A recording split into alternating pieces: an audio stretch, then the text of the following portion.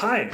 Already a while ago I had posted these example videos of how my new WLED matrix frame looks like, and I got a lot of questions. How did you do this? How can I build it myself? So here is now a very quick tutorial. Let's jump right in. Smart home maker, rock the beat. Innovation at your feet.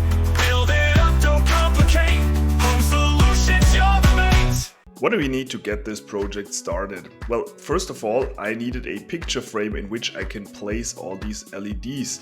I mean, in my case, I want to use a 32 x 32 LED matrix, and each LED takes about 1 centimeter in space. So overall, this picture frame needs to be 32 x 32 centimeters, which is actually the same size than a vinyl record, and so I chose a picture frame which is normally used for vinyl records. The second thing we need is a WLED compatible ESP32 board or any ESP32 dev board, which is also made for controlling LEDs.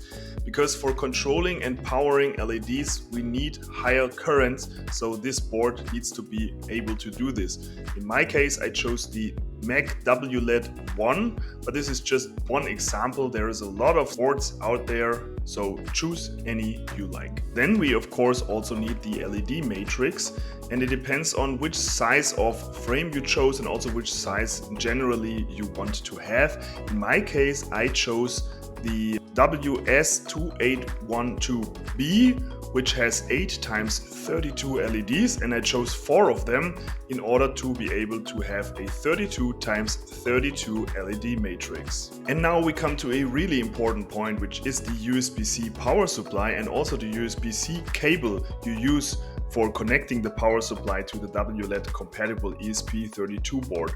Because you have to consider that an LED can take up to, let's say, 0.3 watts. So if you have 32 x 32 LEDs in my case, and each LED takes up to 0.3 watts, you can easily come to 300 watts of power that is required. Of course, you will not operate each LED in 100% brightness, so probably you will need only maybe 50% of the power, so 150 watts should be sufficient, but I think you should make sure that you calculate the power for this power supply really correctly, otherwise it will not work as intended.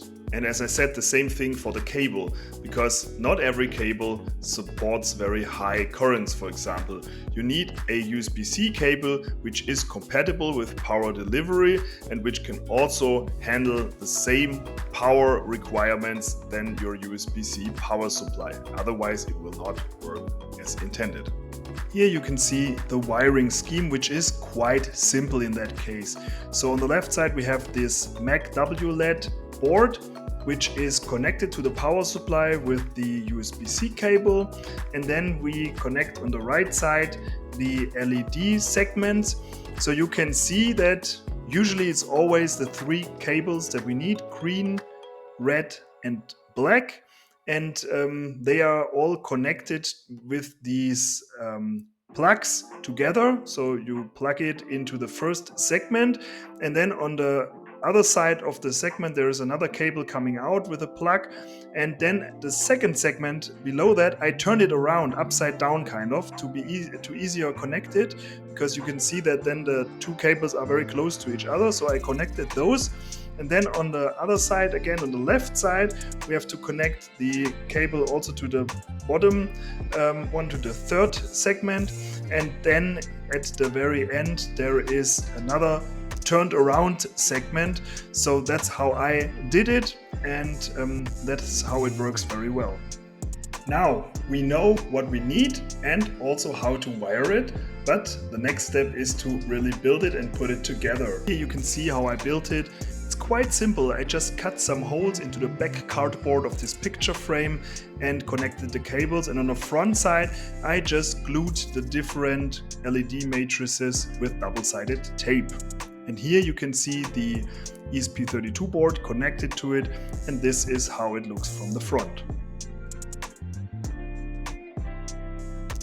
For the installation of WLED on the WLED compatible ESP32 board, you just open install.wled.me, then you connect your ESP32 dev board that you want to use to the USB port, then you click install.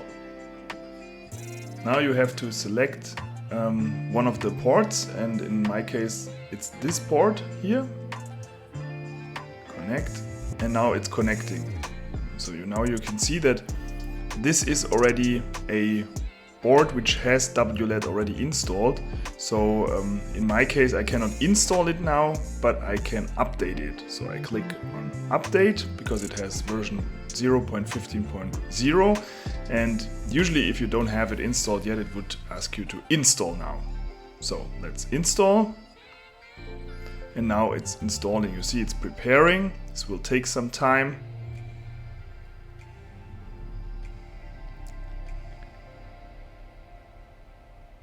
And now it's wrapping up and the installation is complete.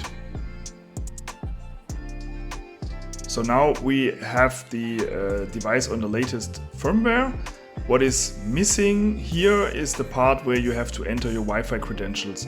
So usually if you install it the very first time, you have to send your Wi-Fi credentials over to the device so that it also can connect to the Wi-Fi network.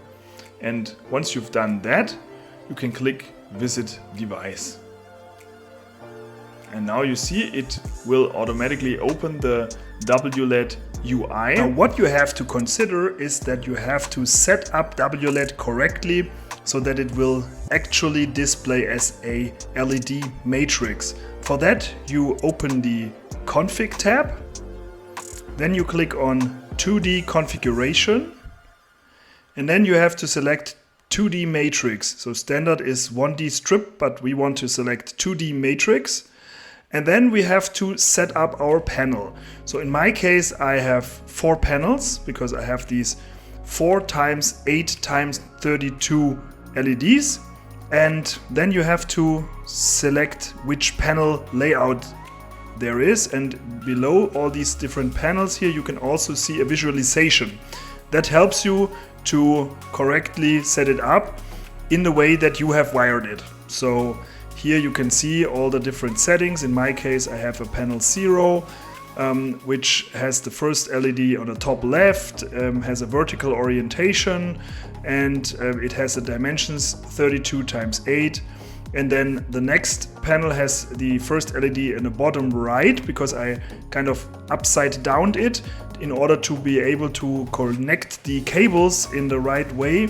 And then the panel 2 kind of is again on the top left, the first LED, and then the third panel again on the bottom right. So that's how I do it. And then you can see that it goes down like this, and it's correctly visualized like this, and with this it works. And you can see that with 32x32 LEDs I have 1024 LEDs in total. I don't want to go too much in detail how WLED exactly works, because that is really self-explanatory, and you can also look into the official documentation. So here you have a lot of setup options. You can configure different colors, so you can just click on the color to select it, and then it will automatically switch to that color. But you can also use the different effects. So there is a big selection of effects. You can click on an effect and automatically start this effect. Here you also see some configuration options. You can have an adjustment of the effect speed and also an adjustment of the effect size.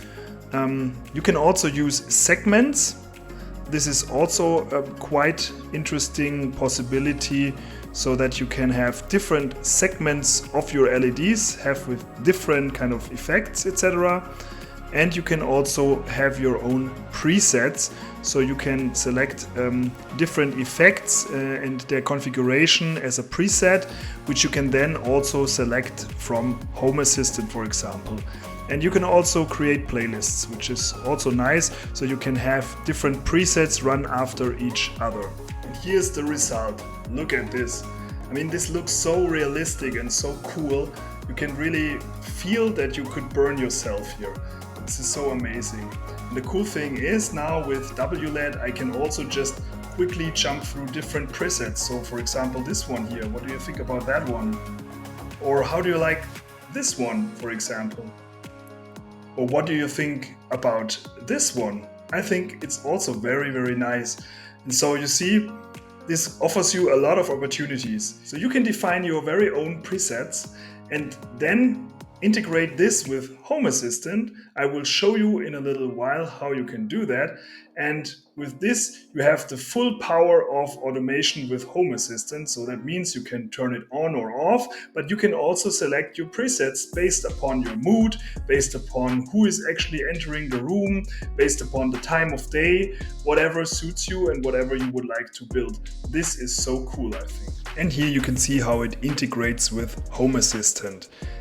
The cool thing is you can easily add it to your Home Assistant instance, because usually once you have a WLED device in your network, it will automatically be discovered by Home Assistant, will pop up and ask you, do you want to add this device?